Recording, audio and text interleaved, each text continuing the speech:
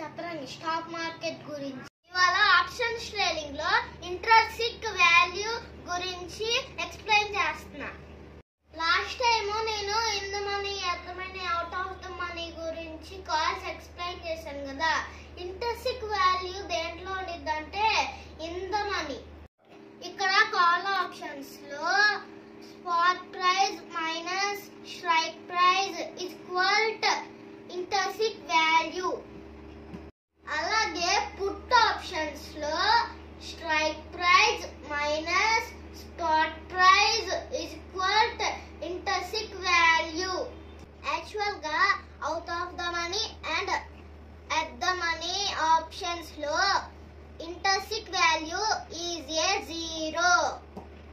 So friends, ఇందాక మీకు మా తమ్ముడు ఇంట్రెన్సిక్ వాల్యూ గురించి ఎక్స్ప్లెయిన్ చేశాడు కదా, అది మీకు అర్థమైందని చెప్పేసి అనుకుంటున్నాను.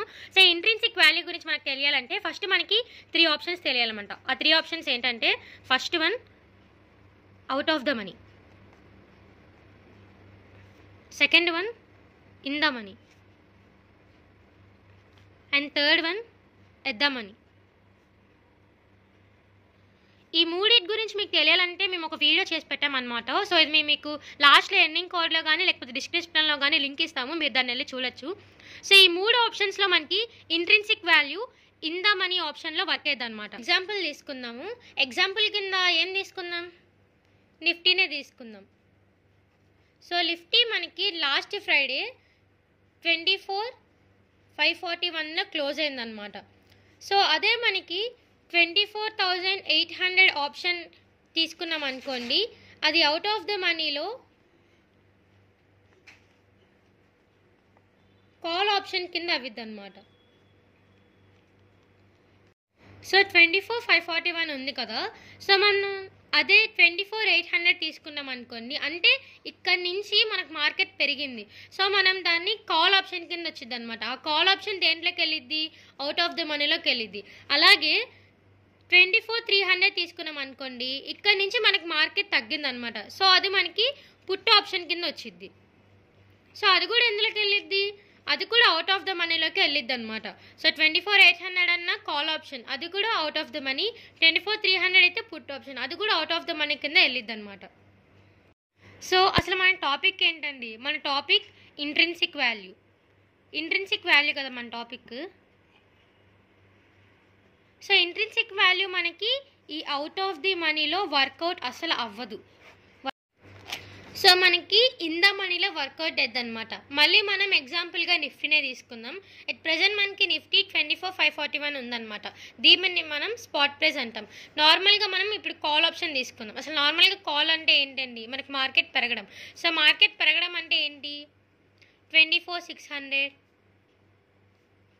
24,700, 24,800 అనమాట. ఓకే, ఇలా పెరగడం కదా. కానీ మనకి ఇదంతా దేని కింద వచ్చిద్ది, అవుట్ ద మనీ కింద వచ్చింది అనమాట. మనకి అవుట్ ద మనీ కింద అసలు వర్కౌటే అవ్వదు కదా ఇంట్రెన్సిక్ వాల్యూ. సో మనకి ఇన్ ద వాల్యూలో వర్కౌట్ అయ్యిద్ది, ఇన్ ద మనీలో.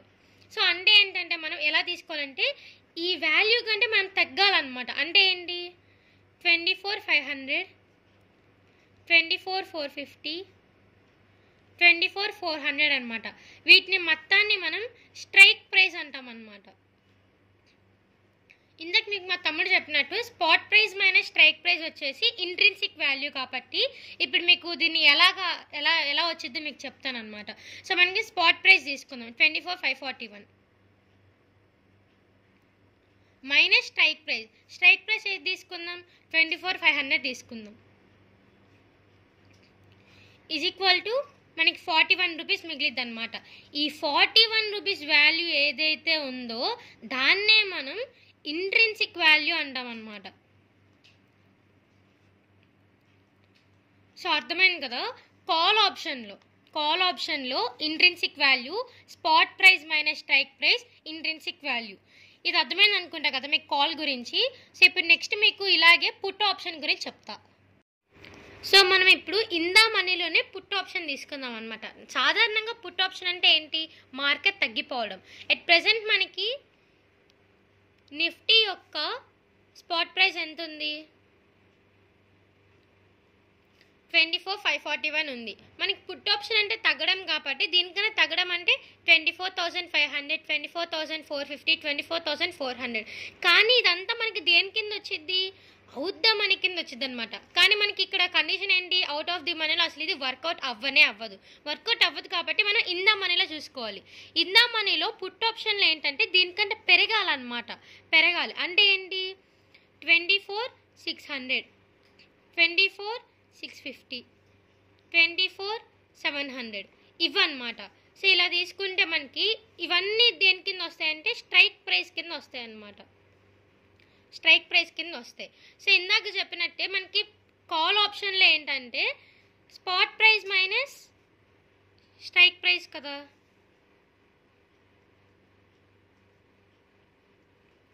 కానీ పుట్ ఆప్షన్కి వచ్చేసేసరికి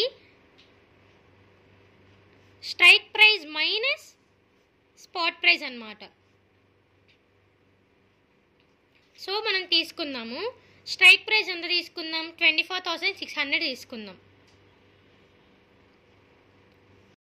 సో ఇన్ ద మనీలో పుట్ ఆప్షన్ కాబట్టి పుట్ ఆప్షన్ అంటే ఏంటంటే strike price minus spot price అన్నమాట. స్ట్రైక్ ప్రైస్ మనం ఎంత తీసుకుందాం? 24,600 తీసుకుందాం. 24,600 మైనస్ స్పాట్ ప్రైస్ వచ్చేసి మనకి 24,541 కదా, అది తీసుకుందాం. 24,541 ఈజ్ ఈక్వల్ టు మనకి 59 రూపీస్ మిగులుతాయి అన్నమాట. ఈ వచ్చే వాల్యూ ఏదైతే ఉందో దీన్నే మనం ఇంట్రిన్సిక్ వాల్యూ అంటాం అన్నమాట.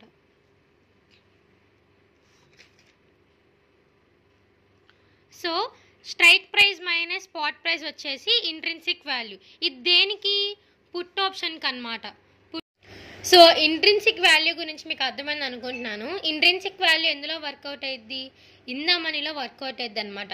ఇన్ ద మనీలో ఐదర్ కాల్ ఆప్షన్ అనమాట. కాల్ ఆప్షన్ అంటే ఏంటంటే spot price minus strike price అనమాట is equal to intrinsic value. అదే పుట్టుకు వచ్చేసేసరికి